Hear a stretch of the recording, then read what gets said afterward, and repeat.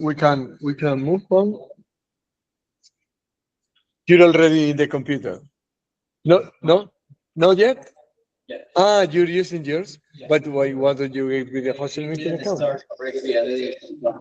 Uh-huh. And you?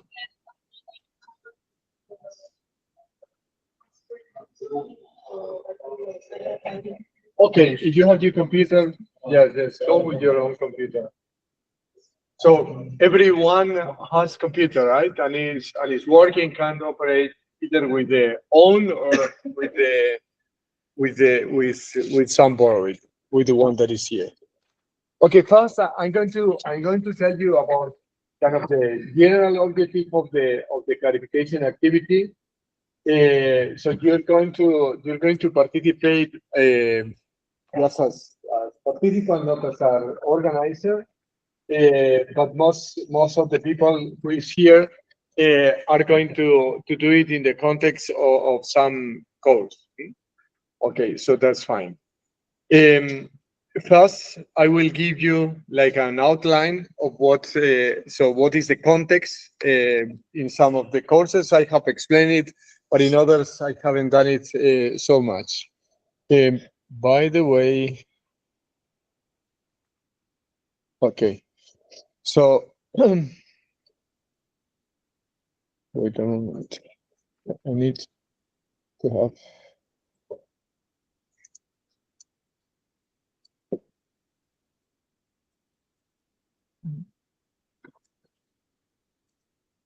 Okay.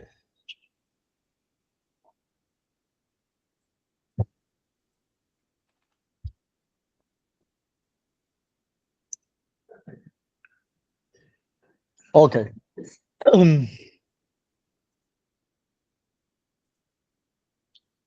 So the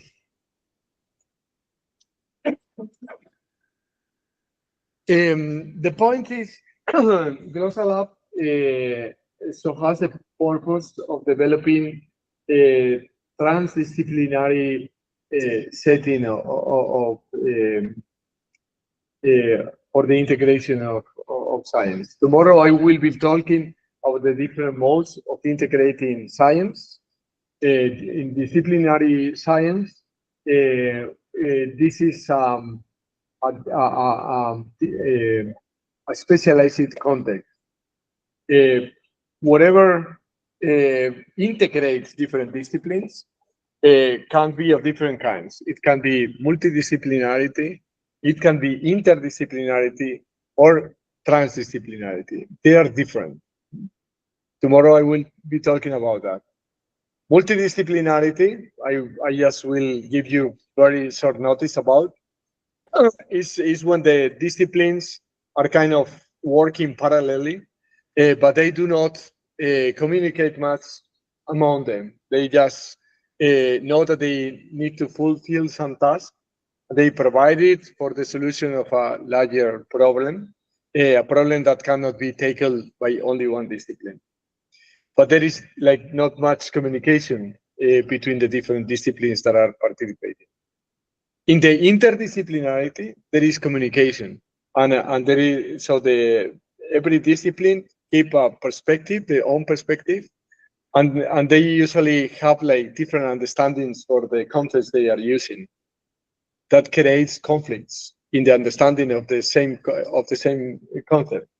And the typical issue is that two people are talking using the same words, the same terms, the same voices, and they do not understand well each other because they, in their minds, there are different representations, different ideas, different concepts. In the end, finally, in the transdisciplinary setting, so we have like different disciplines, but they all are linked together by a common transdisciplinary theoretical framework, by a common theoretical framework. So we all understand, for example, the concept of systems, or the concept of information, or the concept of network. So some of them are abstract enough or general enough as to cover systems, information, or networks of any nature. So they can be physical, they can be chemical, they can be biological, social systems, or they can be technological systems. No matter of what kind, they all are systems, no matter how they are made of. Hmm? Those are transdisciplinary. One of the purpose of the platform I'm going to tell you about and you are going to work in is to develop that framework. But for that, we open an interdisciplinary dialogue to see what the different disciplines are understanding and to see in the interplay among the disciplines to see what collisions there are. So the underpinning of interdisciplinarity and why we want to underpin interdisciplinarity is because we know that there is a need. So in order to cope with complex issues, we have seen that multidisciplinarity doesn't work. It's not enough. So we need to go beyond that, and often not even interdisciplinarity is enough. We also need transdisciplinarity.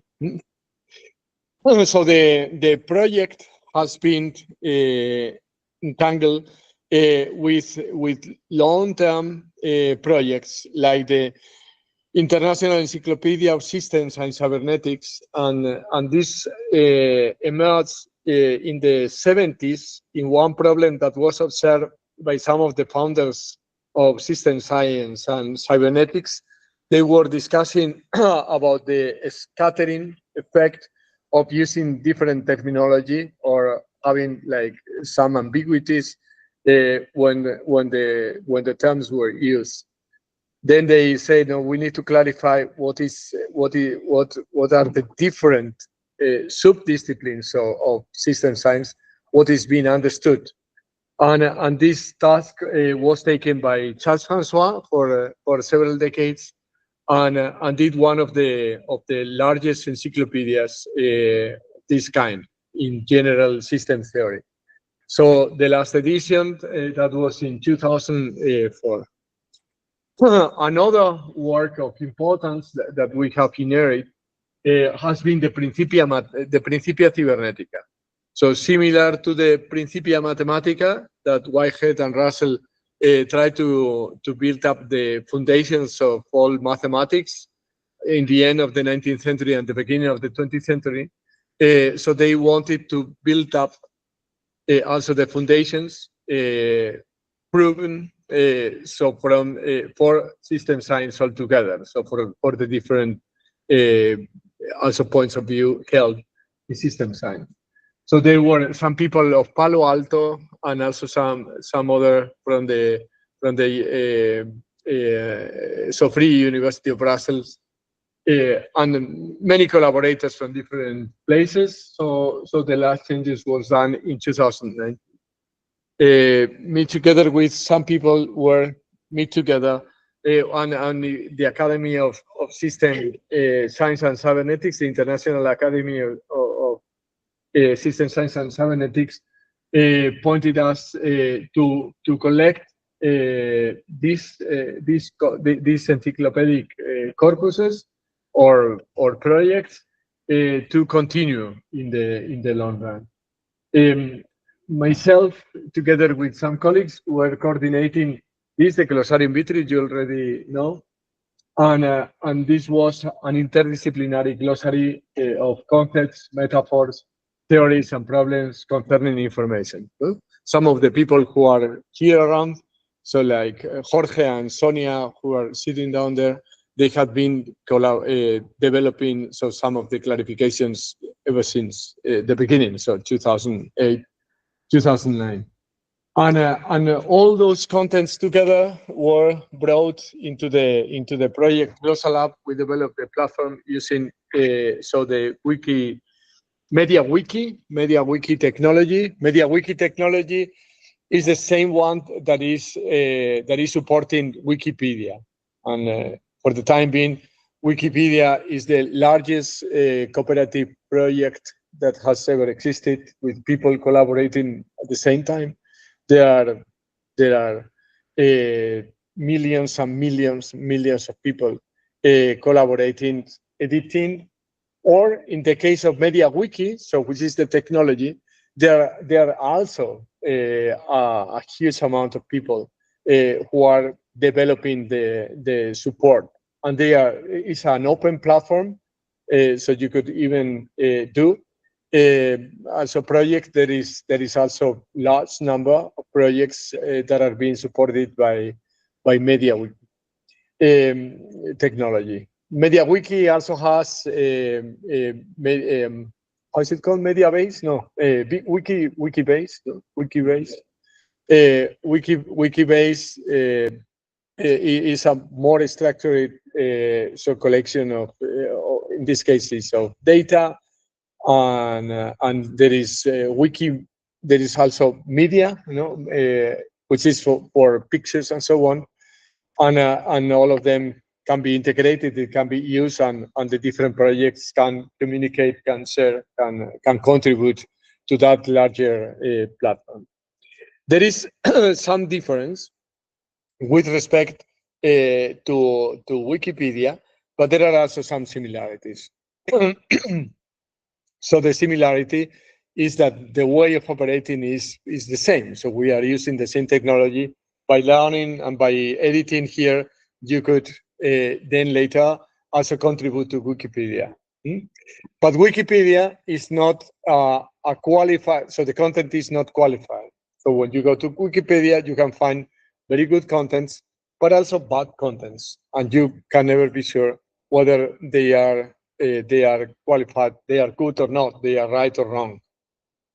You can find many good ones, but again, I insist, also bad ones. So we want to qualify the contents also with a strategy of review that is interdisciplinary. So we want to cover several knowledge domains. We take care that this is being also reviewed by someone with the expertise of those disciplines. Okay, that's one of the differences. So the qualification of the content. Then another difference is that through the semantic annotation we are making, Wikipedia is not semantically annotated. There is something that is supporting as the technology regards.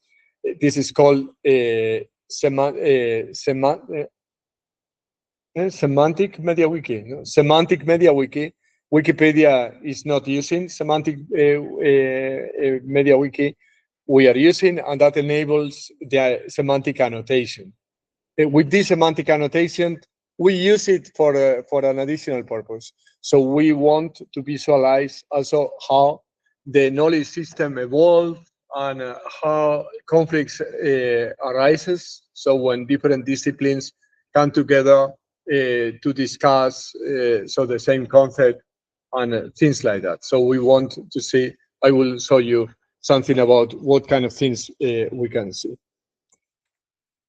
So the project that has been behind, so we were running one in between 2019 and 2023 that was for the platform. Then taken to educational context, there was one project in the University of León in 2019 that I started to apply also here in the Hochschule München. In 2021, another for educational innovation in 2022 as well. And we have another project that is running from 2025 to 2027. One is Clean4, which is to bring also a clear language or plain language to the clarification processes to our corpuses. Actually, the project is larger, is to develop tools and also to apply them to different corpuses, also for social interest or, for example, context from the administration. There is another project, which is kind of the continuation of the Glossal App, which is Glossal App Dixit, which is for introducing the semantic annotation, and it runs in the same period of time, so from 25 to 27. So right now we are in the mid. So some of the people that you see here, we are meet together here because we are developing part of that project. The articles that you will find and the ones that you will develop, when they are already reviewed and they are published, they will have like this structure. And the structure is that on the top you have like a short description of the content that is being clarified, and then more specifically, so from different perspectives, is being clarified here in different subsections. You will find here an info box, and the info box is something important and enable us to gather more information which is relevant. So the authors, first the collection. So in your case, in the case of educational context, so all of them will be glossalab.edu, which are the ones that are applied to educational context. Then the authors, the curator, in this case, would be the coordinator, so the teacher who is coordinating the clarification activity. So for many of the people who is here, I will be the one who is making that coordination.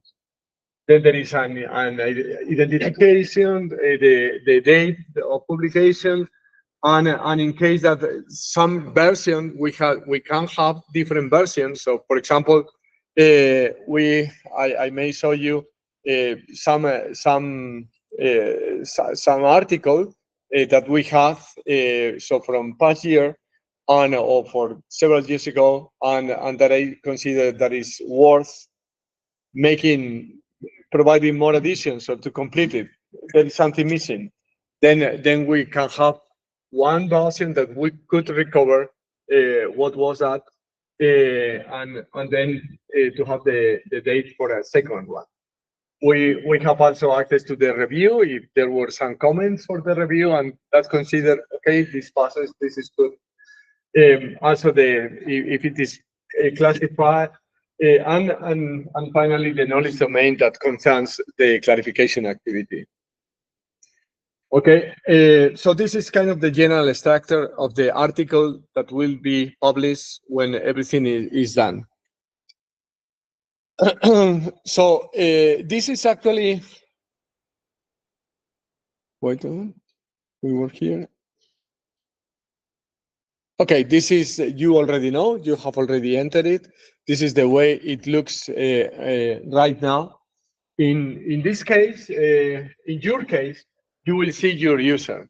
So I suppose you're already in and you have your user there, right? Okay, so that is done. Everyone has their user. Okay? So that's something which is important for what we are going to do next.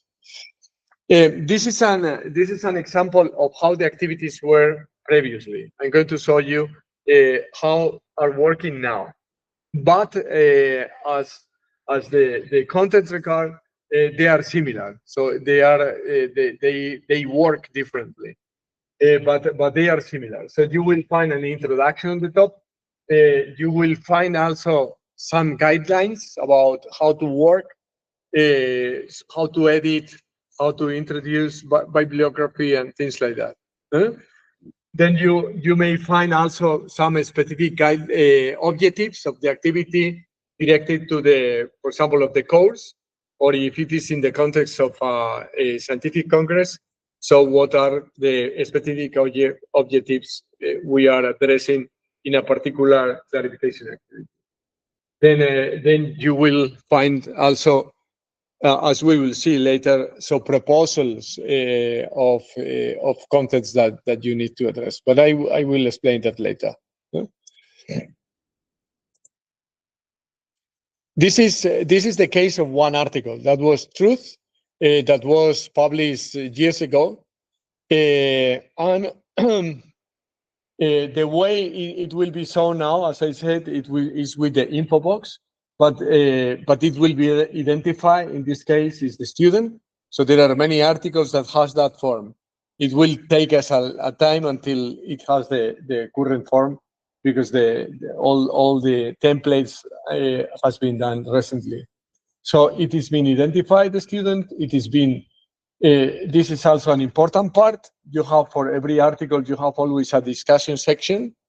This is important because some of the activities you have to do is also discussing what is there. Because in principle, you cannot edit one article that is already published. You can only edit directly, and so that you can see what you have edited.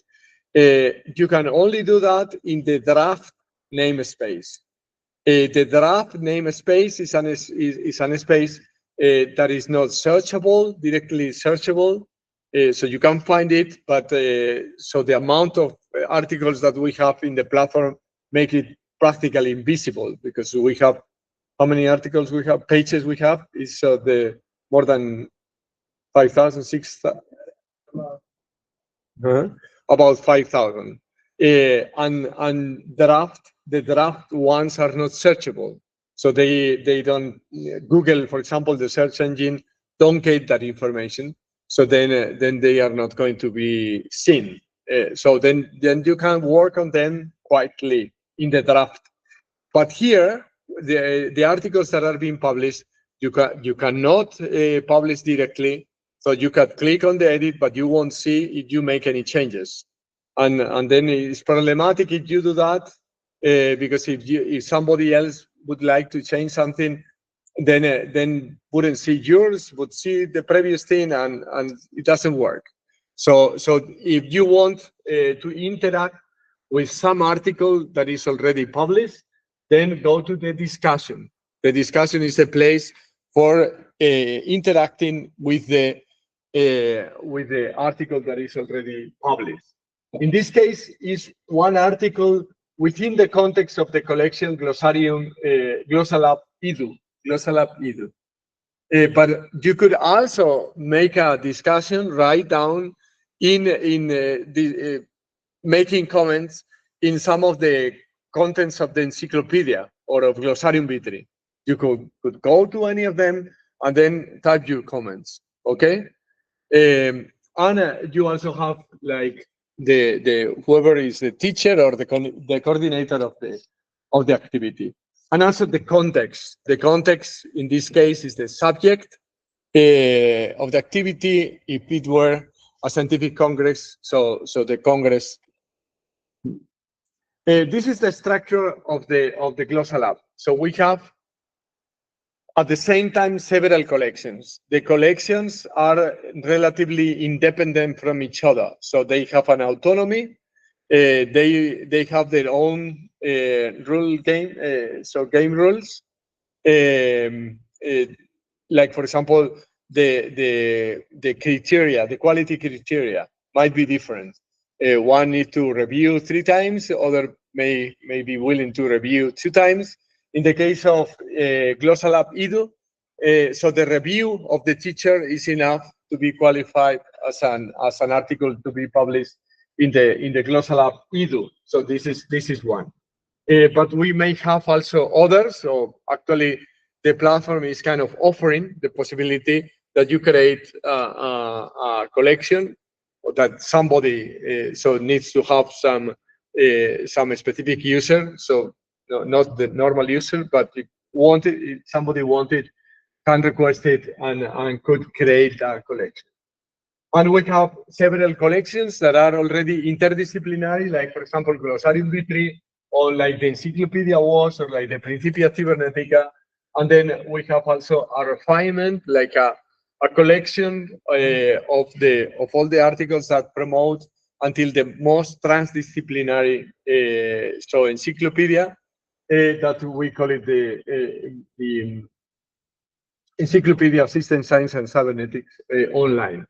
That was the original proposal. There is no article on that level.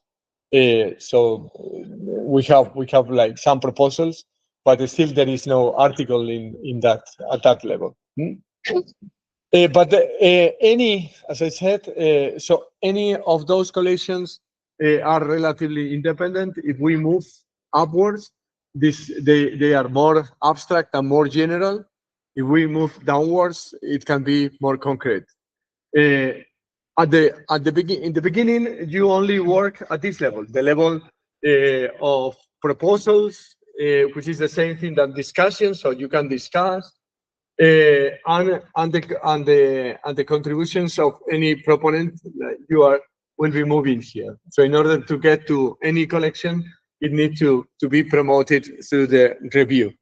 Only so the contents, the published contents contains this part. So of course the lower level is what everything is where everything starts. We are working in the semantic annotation. So what does it mean? So we have persons. So the first thing you're going to do is to create your profile as a person. The persons are authors. The person can be also administrators, like the curators that I have mentioned, or they can be also editors. They can belong to an editorial board. They can be, persons can be also reviewers. So you see, person is author of articles. Person is reviewer of one article, and is author. This is author of other. The administrators, they so already have like special capacities. They can be curators. They can be editors, or they can be just administrators of the platform. At the same time, there is something which is important that for students is not so much, but for scientists is more important that this is being concretely well annotated, which is the expertise they have. So one person has expertise in one, this KD is knowledge domain. So we have classified all the knowledge domains using the international classification system, the international decimal classification, a derivation of it to cover all the range of knowledge. So from general science to natural science, social science, applied science, even the arts and so on. So practically all can be referred, and this describes that one person has one capacity, but this is kind of a qualified capacity. So they are trained, they have the degree, whatever, and they have expertise. This is something that has to be declared when the profile is being created. But I insist. So in the case of the of the scientists, this is more important because they are the ones that can be reviewers. So for the qualification of that. So with all those annotations is what enable us also to make that the federated systems of collection works, and also to retrieve information and so on. Okay, this is about what is the conceptual system. If we were working in a disciplinary setting, when we start to clarify concepts, or when we describe about one theory or whatever, people, so the scientists, they have some background knowledge. The background knowledge has like kind of two parts. One is more conscious, the other is not conscious, and it's not being declared directly. So then you ask concepts that are important and make a list of maybe imagine 20 concepts. Then these 20 concepts start to be defined, and then you see that maybe 50 concepts, 100 concepts, 500 concepts emerges. And they are needed in order to explain what whatever is that about. No? So we are talking about the theory of presentations, no? Or the theory of making tables. No? And when we do that, then so consciously we propose like a list of concepts, but then we start to explain what the table is. We have tried that in the seminars, and we have seen that in order to define information, knowledge, data, so you need to use many other concepts. So when we do that, we are kind of declaring also that background through the clarification. So the conceptual system is kind of the relation that exists between the different parts of the different contexts in order to support of the broad spectrum knowledge. So the conceptual system, it can't be also mapped through a network, conceptual network. The conceptual network, when we link, if this is the conceptual network, we have several contexts, and when we link the concepts, imagine the concept that has arisen in some of our courses, like data, information, and knowledge. So data is so information is structured data. When we speak of knowledge, then it's supported by data. Knowledge is being supported by information, and may require the connection with other concepts. Through all those declarations, while we are explaining that, we are establishing here verbal relations or prepositional relations or adverbial relations, and all that enable us to kind of represent a map, a knowledge map, which is at the same time is a conceptual network. If it is a disciplinary setting, everything fine. It happens that all the agents speak the same language. All the speakers, all the agents, knowledge agents, have in their heads, so to say, have in their heads the same network, conceptual network. So when they speak to each other, it's kind of, they are kind of moving all in the same network of knowledge, in the same conceptual network. When they interact, they may say, this is the case, this is not the case, and then a statement that is moved here, we say maybe we should change. So what happened in the development of a theory, in the development of a scientific context, is that often through the observation of reality, the different agents in a discipline, they say, okay, we need to change something. For example, this is never the case. No, we make a combination of all the concepts that we use, or we say, okay, if this statement, we never find it in reality. Or, for example, just by a logical demonstration, we say that this can never be the case. So either inductively or deductively, we can point out this cannot be, or this can be, or this is always the case. So by observing that, then we can also move our knowledge system, and then the discussion. Indeed, some observers, some scientists make some observation and see that something is the case, then discuss with the other, and they say we need to change a little bit. What about if we display it this way or that other way? And then this is a representation of the knowledge. The knowledge that is being qualified moves from one state to another state. So knowledge always evolves so dynamically as well. How you are called, like, in terms of like the language changes, because whenever like look back in history, you've used a different language, there's different things, and it's language and then like reform again and again. So how do you here I'm talking, the example I'm giving is kind of, we are moving in the same language. Because if we are talking about one discipline, a discipline has like a kind of a controlled vocabulary, controlled terminology, and then there is not the problem you're pointing out. But the problem happens here. So this is kind of what you are saying. What happened when we are bringing together different background knowledge? So, for example, what Casper is saying, what happened when over time we have different backgrounds? And what happened when we bring it together?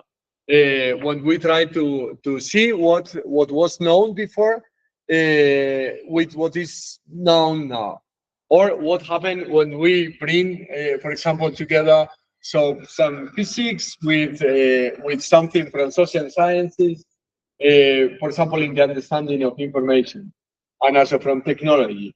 So when we combine all that, then we have difficulties.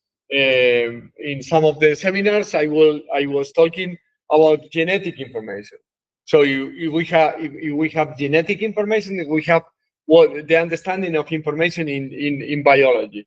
This is quite different to information in the context of knowledge in human information exchanges. Okay, so this is the issue, and this is the issue we want to deal with. And this is a representation of something that we did in the Glossarium Vitri. The Glossarium Vitri, we took the edition of 2016, and with that edition, we took all the sentences and we made a co-occurrence network to see the frequency of the relation in the statements, in all the statements that has been expressed in the Glossarium Vitri, and to see the frequency of co-occurrence. What does it mean, this frequency? That many times appears in the same sentence, and a sentence is a unity of sense, of meaning. So that means there is a semantic connection. So if there is a semantic connection between, for example, science and theory, and this is strong, so these two concepts are very strongly related.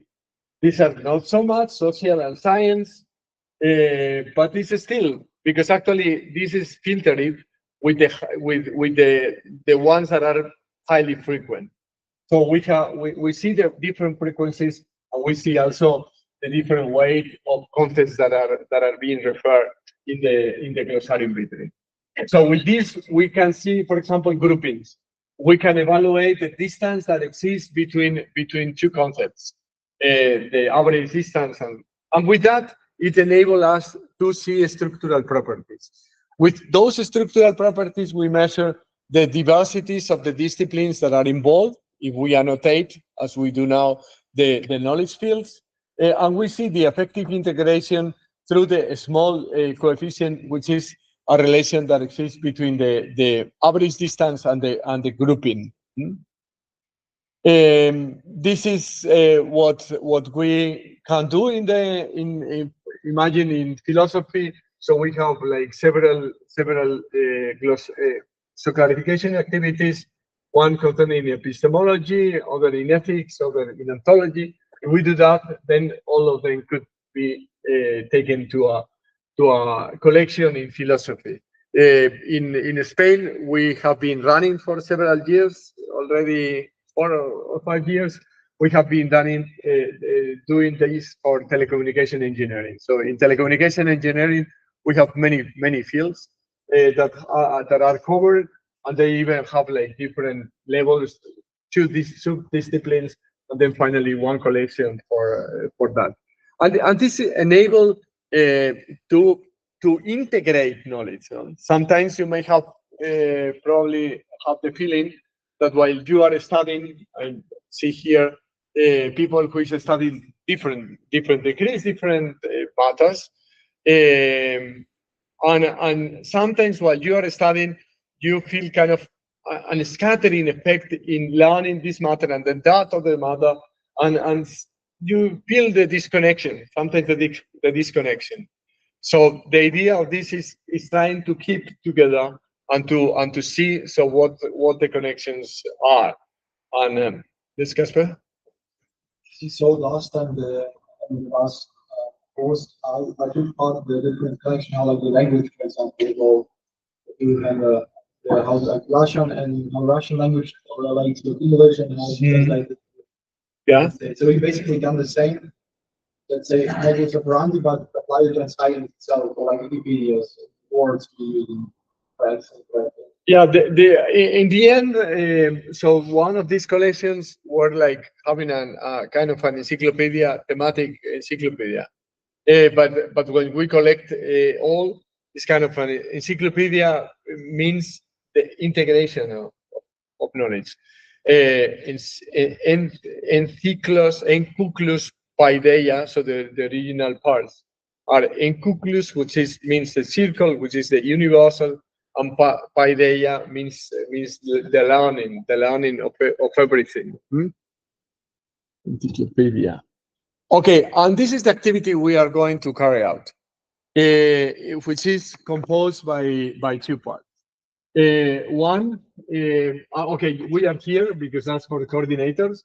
The first part is creating the user profile. And then we have a second part, which will be participating in a clarification activity. We are going just playing with an example. You will see how it is divided in reading. You don't have the time for reading now. See how you discuss, and then you get to the last part of the activity. If we just select one article that is being proposed because it's still not clarified, and then you open it.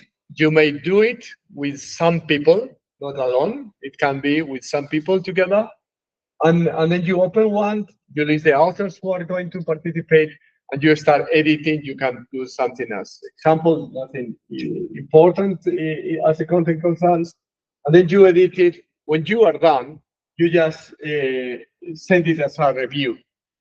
Request a review, and then the teacher, the organizer of the activity, will take care of it and will review it. If the review is successful, it will be published. The article will be published.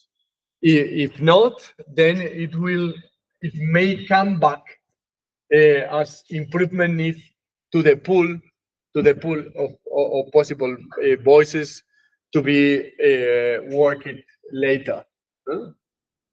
Okay, that's kind of the outline of what you are going to do, but then we can start going to the clarification. But in the first, we are going to do a pre-test. Can you make a picture of that to get the code, or I can set it in the website. I will set it in the website. Oh, sorry. Let me find. Can anyone put the in the website in the Meet the pre-test is the pre-test. Sorry.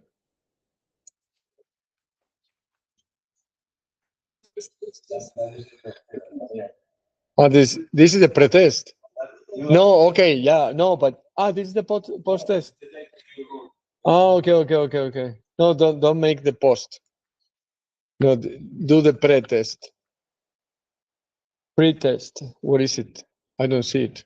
So we shouldn't use the yeah, the QR result value is correct. This is, I think it's this one. This is the pre-test. I think this is the pre-test. Say pre-test. It says pre-test. It's visibility cases. Exactly.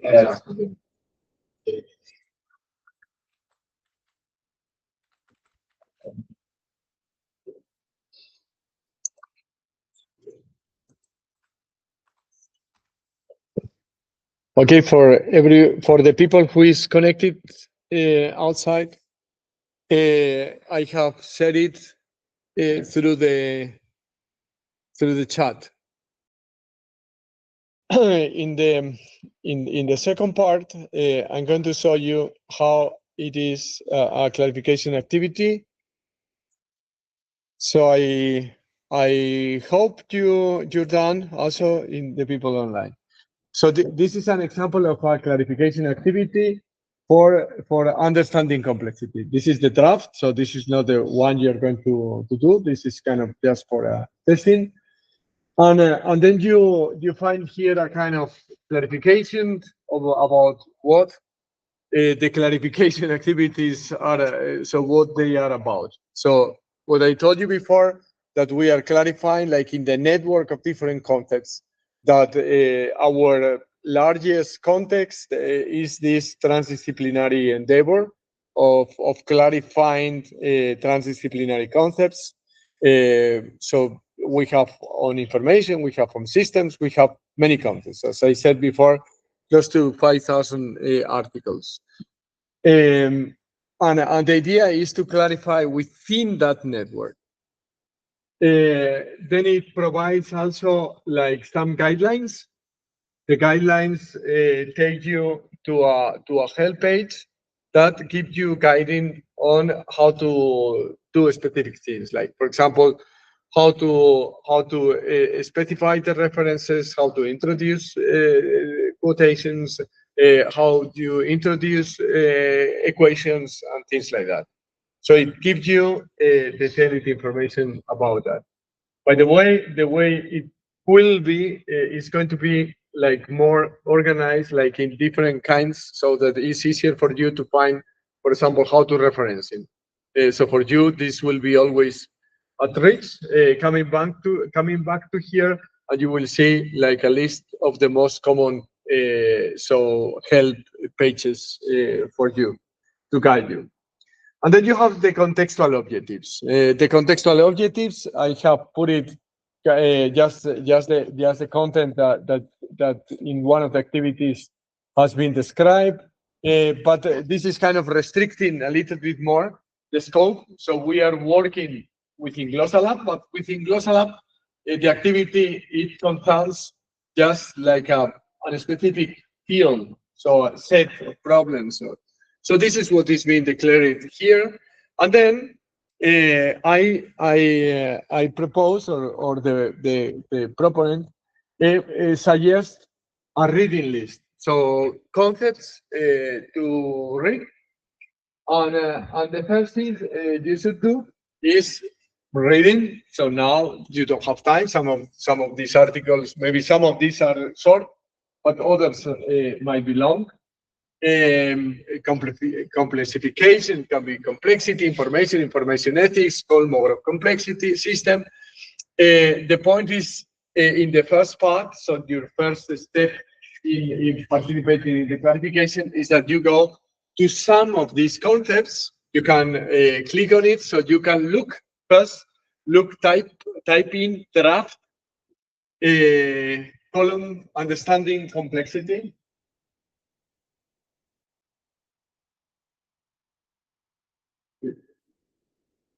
Notice the caps. So it's big letter. So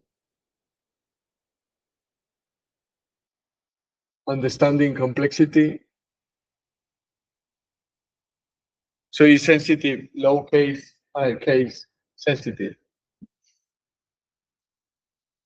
So go there, and then see the reading suggestion. So the first thing you can do is go to any of them, and then write a comment in the discussion. So some of them will be empty. We may erase it afterward, by the way. Sorry? Any comment, whatever. Any comment, yes. So, okay, I think complexity is important. So, whatever, something. Where exactly? You go to some of these articles, and you write. You go to, for example, I'm going to one of them. You go here to information. Discussion is read for the time being, but then you write here. You can if you, instead of create source, you can click on create, and you have the visual editor, and you can write here a comment. The problem is that you are going to collide. You're many, and I didn't put enough, but the idea is that you know how to enter.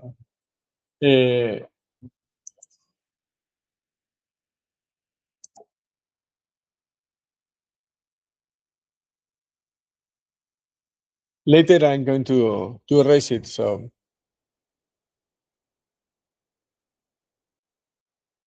the important thing is that you also acknowledge where they are, and you know how to click, how to edit, prove that it's editable. Okay. Okay. So save it. So if somebody has edited before, no problem. So just append it. So we are going to enter some.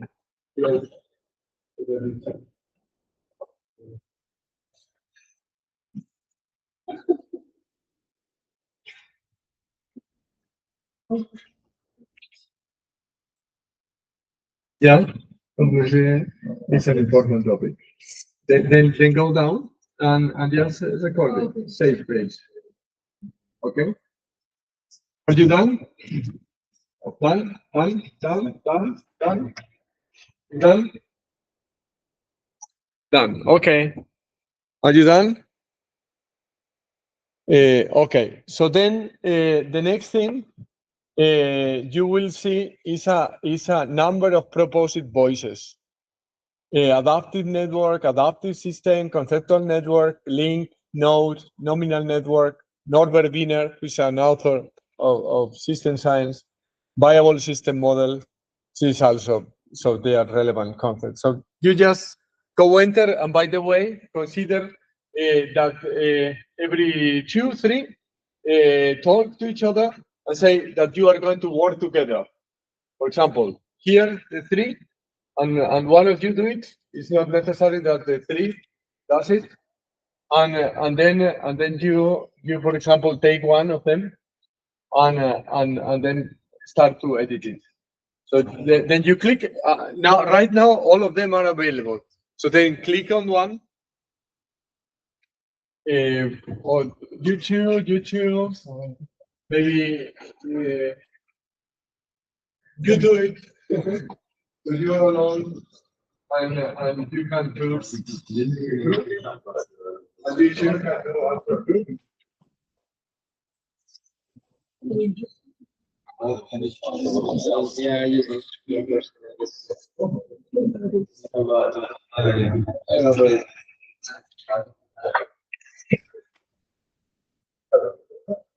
So for example, I'm going to open one.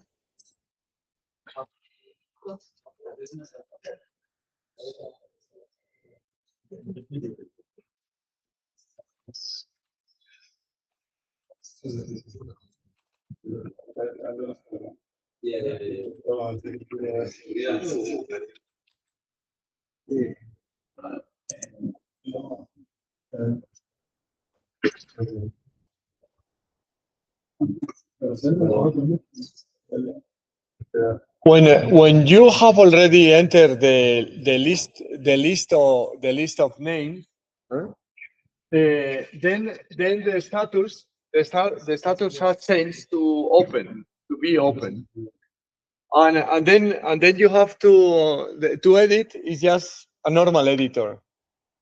You click on edit, and you click on edit. When you click on edit, you start to just write something. It's not important what you write. As I said, we are going to erase it afterwards. I'm going to take away mine.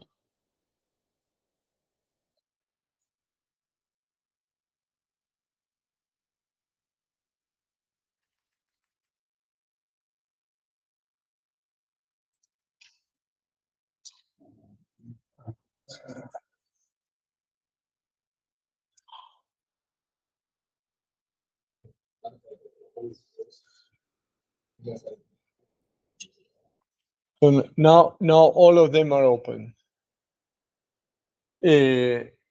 Imagine, so at the beginning there was all of them were open. Sorry, all of them were ready, were free to be developed. Now all of them are open. Imagine when you get all of them are open. We will add one button also to suggest whether one concept can be added. For the time being, you can also request to the organizer. So I would like to have this concept, and then the organizer can add if he considers worth. In any case, always has to go through the organizer, who is the one who determine whether this is worth to be considered or not. But another possibility is that you want it because you want, for example, to work on the adaptive systems.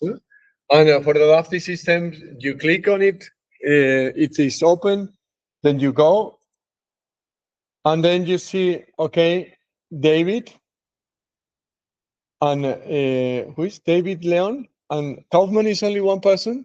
Who's Kaufman? Leon Ziegler and Leon Kaufman. Okay, Leon Ziffel and David Kaufman. Okay, sorry. Yes. David Kaufman. Okay, we already have two, but it doesn't matter. So I can say I can go to the discussion, and then no, another thing. I can do the following. I can go even more directly, and then go to Leon, and then ask to Leon. Then I see, okay, Leon. I can't remember. Actually, you didn't give much information. You could even say, okay, I'm participating in this course or whatever. Then I remember who Leon was, particularly if you would put your picture. Then I remember, okay, Leon was there. Where is Leon? Ah, yes. I lost you from my visual space. And then we send a message. What is it? User related sensing. So, Yeah. Um,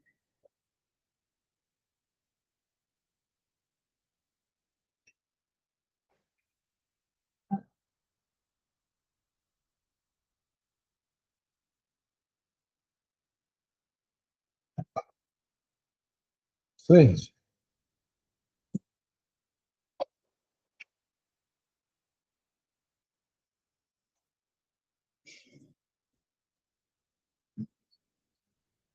When you get out of here and you scroll a bit down, Danny? you have to leave the tools. You have to leave the tools, not on this one, because you have to scroll on the book page down. Yeah, on the top is a message icon. Where? Sorry. Danny? Why Leon Sibel doesn't appear here? Send a message.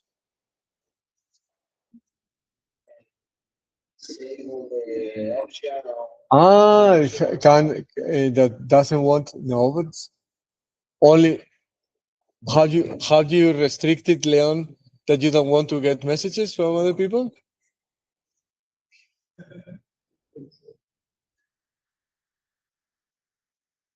This is strange. Let me go back. Yes, that's what I was thinking, but this is kind of strange. so you have to set a edited forms. In any case, if another user can write on the discussion page of the user page. No, there is no user. You didn't make a user. You didn't do it. No, how do you do that? No, user.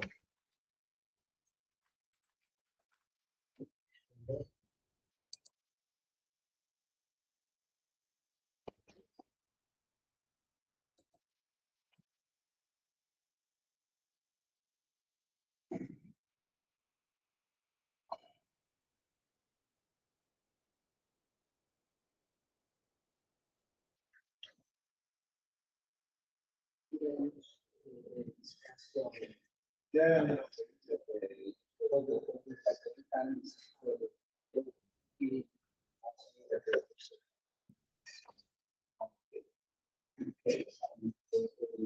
Can you send me the preferences? Only the preferences. I'm changing it. Go down.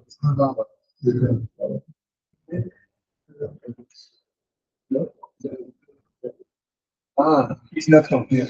You didn't confirm, so that means you never confirmed here. But then how is it possible now? Because now you have blocked. Always have blocked.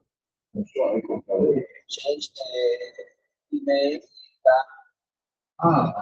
You may have changed the email. You didn't? But in any case, confirm your email. But it changed, it sent you a confirmation email. So it's important you go to the preferences And ensure that because otherwise, if somebody is making changes and you're not a confirmed user, here in the preferences, you click on, and then you will see here. In my case, I see here nothing. Email confirmation. Your email address was confirmed. In this case, was in November 2023 that we changed something in there. Because mine is confirmed from earlier. I just confirmed. Okay. But I say for everyone, ensure that you see in the email options when you get into the preferences, because when you add to the watch list, if something is being changed, or if the reviewer, the coordinator, make a comment, you won't see it. You will not be noticed it. Otherwise, if you are confirmed, you will get a message from the system, and another person can send you a message without the need of knowing your email. So your email is just kept by the system, and you can write to anyone in the group. Okay. So, but for that, you need to confirm. You need to ensure that you are confirmed. And for that, go to your user profile. In the user profile, you go down, email options, and you see that the email confirmation, your email address was confirmed on whatever date. Okay, are you already confirmed? Huh? Yeah? Okay, then I go back to to the place, and then I should go. Maybe it takes some time.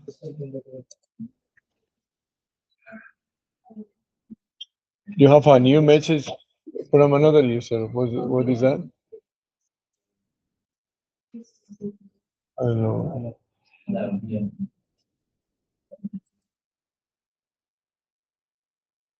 Email. So this is what happened when you're already confirmed. Other person can send you an email, and then you could write, for example, to Leon and say, okay, I would like to collaborate with you in this article. Is it fine? And if it's fine, then you could directly go to the article that was adaptive system, edit with form. You agree, and then you add your name. For example, in my case, I could add my. So mine is a little bit problematic.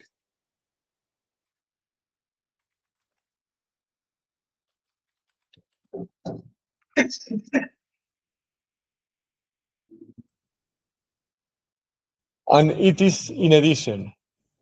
Okay, so just write something. Write something in the articles. Write something. Consider a sentence